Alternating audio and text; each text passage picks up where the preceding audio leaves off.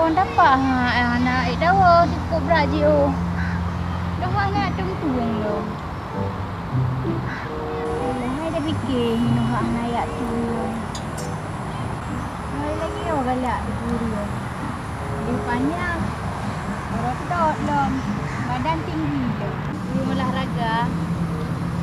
Dah ada lagi.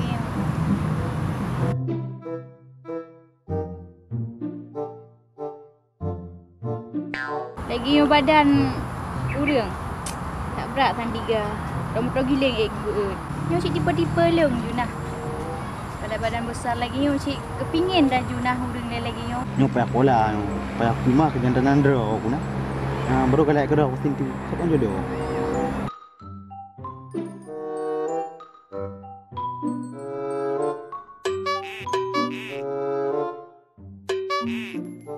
Apa? Bukan kek-kek yang badan betek-tek kayak apa bird-bird draw kena. Fikir ke yang galak dia tipe. Sangnya nak jinging buat HP long tang. Ya je draw kena.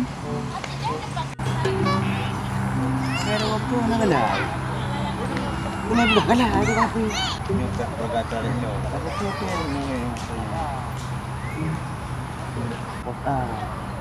Ini apa kok galak tadi? Nyo tak boleh. Boleh.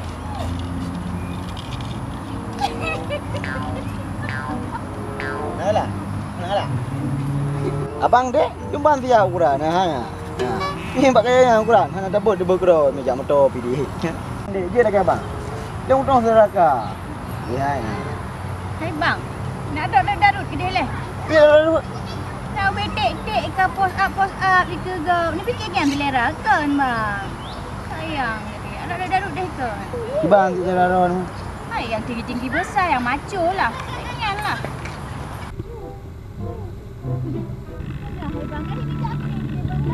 Oh, muda adik pun nak ada orang lain. Ya nak nak ayun tu dia. Nampu. Kok gitu sih? Aku nak dekat saya dia nak. Dia bukan samping kau ni. Ada kan? Ada kan? Ya Allah macam kau. Kubur. Tadi kubur tu. Lagi sampai dong.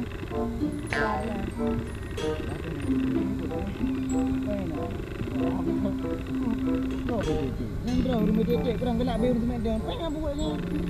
Allah. Kita ada boleh-boleh. Alah mak. Sedih saya yang kan urung betek-tek ke apa je.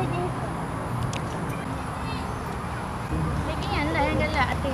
Tinggi besar. Ada hitam bang. Bang, numpang tanya kan. Tamatnya pupuk hidup bang? Papa nak merasa hitam. Oh my. Alah gede. Nak apanya dengan raya? Lagi cewek. Nah yang gagah je pegah apa? Badan bekek-kek. Bukan dia nyorok. Alah home ke bang.